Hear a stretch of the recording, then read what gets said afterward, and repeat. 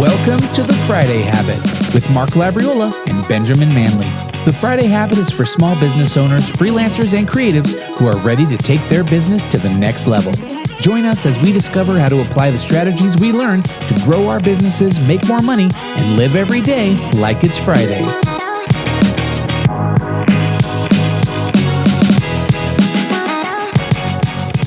All right, welcome to the show. Today, I have the EVP and Global CFO of Worldwide Oilfield Machine, Director of the Puranik Foundation, and author of 7 Letters to My Daughters. Rani Puranik is a successful business leader, creative, and philanthropist who thrives at driving innovation, empowering others, and inspiring collaboration. She is the co-owner, executive vice president, and global CFO of Houston-based Worldwide Oilfield Machine, also known as WOM, which is a privately held, family-owned oil and gas equipment manufacturing firm with more than 3,000 employees operating in 11 locations around the world. In addition, she chairs the organization's corporate responsibility arm, the Puranik Foundation, a nonprofit that provides educational opportunities for under-resourced children in India. Wow, that's a mouthful. Rani, thank you for coming on the show. Thank you, Ben. Thank you for having me. Yeah, try to get through all those big words, you know? Hey, before we jump in, I'm really excited to talk to you about your new book, and I really want to learn more about your history and where you've come from and where you're heading next and all that kind of stuff. But first, I want to ask you a random question here. So I got my random question generator. Okay, here's a question. I'll answer it too. What's the best compliment you've ever gotten? Ooh, the best compliment. That you make my eyes shine. There you go. I like that. Yeah, I love it. Let's see. For me, people comment on my hair a lot because I have my hair turned white kind of early. So people all the time would be like, I love your hair. I don't know if it's the best compliment, but I get it a lot from totally random strangers. They're like, your hair is so white. Is that normal? I was like, I don't know. This is what happens, turns white. It's premature wisdom. Sure. There you go. I'll take it. But yeah, and I think the other one probably would just be, as far as the best compliment, it's just my kids being like, you're the best dad. And like, that's probably honestly like the best compliment I could ever get, And you have children, I'm assuming, since you have a book called The 7 Letters to My Daughters. I do. 2 girls. They're in their Cool. 20s, independent, and absolutely. Best compliments definitely come from them. Oh, that's awesome. That's super cool to hear. Well, I would love to get through the book and kind of what you've learned throughout your journey and stuff like that, but maybe you can kind of give me some background. I know that you're involved in running a family business. When you say family business, you usually think a mom and pop shop, but family business, this is serious stuff. 3,000 employees, 11 locations. Yeah, maybe you can tell me about that journey, like what were you like as a kid, before you even jumped into all this stuff? Like what kind of kid were you like, and how do you see any of those qualities tie into like who you are now and what you do now? I love it. So yes, family business basically means it's really dad and now it's me. So it's not like whole, multi-generational, all that stuff. So I was born in India, but I was raised completely until I was in the 12th grade here in Houston, Texas. So the first 18 years of my life, raised in Houston, Texas. At that time, my dad had started the business when I was 3. So I was literally brought up in the business. So everything from watching him innovate, those hard, long nights, mom bringing dinner, staying up until 2 and 3 in the morning, to seeing his success, that first $100,000 check that he got from one of his, he actually bid against a competitor. He got it. All those smiles, victory, cheers. Really, I used to be like his back office accountant, even in my middle school days. My mom used to be in the accounting department. Yeah. That's cool. So, it's really cool that your parents really got you that involved. Was it something that you were like super interested in, or were they just the type of parents who are like, hey, we're going to throw you in here and just become part of it? I guess I just sort of followed my mom wherever she went. She and I have always been best friends ever since I was a kid. So if mom was busy doing something, for me, it was like, hey, how can I help you, mom? So she's like, well, why don't you label this? Well, go see what this invoice is like. See if these people will pay us or whatever. That's so cool. So I really watched the business grow from literally 3 people to when I left the United States when I was 18 years old. I think we were about 50, 60 people at that time here in the U.S. And then the next 18 years of my life, I lived in India. And that's when I started my own business, which was actually never planned it at all. But it was a dance and leadership company by the name of Isha, the Integral Search for Harmony Through Art. And its main purpose really was to provide a safe platform for initially girls and then later on all populations within, our state and country of India to express themselves, to find a good place to express and team build, which in India sometimes is hard, specifically, coming from a very traditional sort of cultural background. Girls don't have a very free voice to really say what they want or even to be able to dream and all of those things. After that, in 2007, I returned back to Houston. A lot of life happened in between. And then I was 40 years old when I decided, okay, I need to stand back on my feet. I had always wanted to go to Rice University, living in Houston. Everyone was like, you're 40, you're too old. What are you doing? Take care of your kids, all that. But at that time, I joined WOM back, like I said, in 2007. So it had already been about 5 years that I was back in this business. Started the HR department, really just shouldered people with the same question. How can I help you? What can I do to support you? And not as the owner's daughter or any sense of entitlement. So when I was 40, this was about in 2010, actually. Yeah. I was like, okay, let's go back. So tried it. I was accepted into Rice, did all that, graduated in 2014. And there you go. Started the sort of my career even more seriously into WOM, restructuring, started traveling the globe for all the locations. So when my dad started when I was 3 years old, 3 people all of a sudden exploded to where this whole story you're talking about.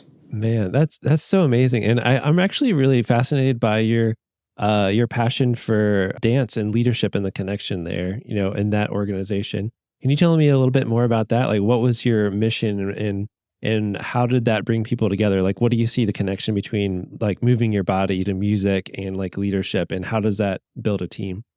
Oh, I love the question. So when I went to India and I was about 19 years old when I got married, it was an arranged marriage. So you can imagine me being brought up here in the US, all of a sudden I've got this arranged marriage and I had to somehow find my voice and didn't even know it at the time. When my daughter was about 3 years old, she went to an all-girls school. So that's India, by the way. At 3, you're in school. Okay, gotcha. And is arranged marriage pretty popular or typical as well now in India? Is that part of your culture, would you say? I mean, I've heard mixed things that it's not as common as it was. Is it just, and for you, that must have been crazy because you're living in Houston, probably not part of most of your friends there. And then that's pretty different. So yeah, what was that? Very, very different, Ben. Very different. So nowadays, it's like a mix. There's some young adults who opt for arranged marriage because they're just so deeply involved in their careers. They don't have time to socialize, and so they go that route. Traditionally, it's really more of an option now. Mm-hmm. My arranged marriage was really done because a couple of things happened in my youth where my mom was like, "You got to be married.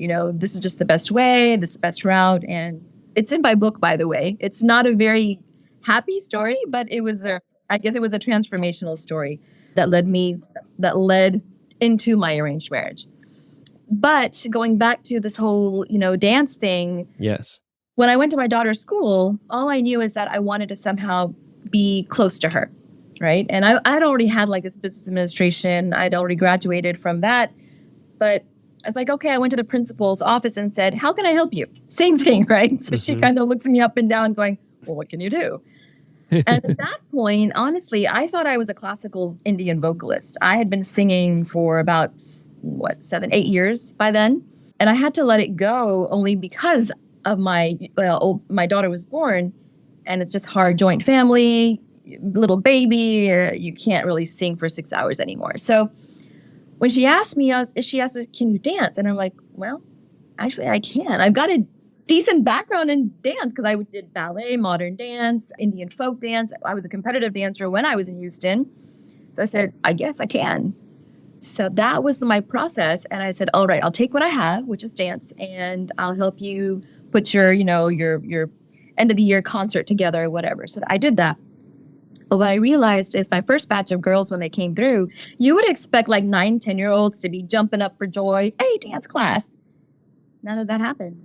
Really? No, Ben, they came through so quiet, as if they were just all right. I'm like, hey, how's it going? Good morning, everybody.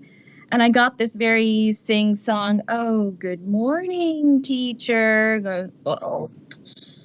Very scripted, very told what to do type of thing. So one thing led to the next, and I tried to really again, I did not plan it at all. What I wanted to see is a smile on their face. What I wanted to see is them to just free up a little bit and just enjoy the moment. So I started researching on my own, what are different games and tools and plays that I could do through dance. And I saw that it was a style of, people call it, movement therapy, dance therapy, all of those, fancy words now. But for me, it was just a way of facilitating freedom and expression. So once all this was done, their parents came back to me and said, I've never seen my daughter so happy, yada, yada. And that's what led me to saying, let me just start my own school. And even though the medium was for girls at that time, like I mentioned, the facilitation techniques that I was able to develop or just kind of came about, I really honed into the 5 elements of the earth too, really brought that science into the games and the tools that I was developing, that all of a sudden it was across the board. I had study abroad programs, culture exchange programs in Greece, Netherlands, and yada, yada. Never knew. And then corporates wanted it for team building.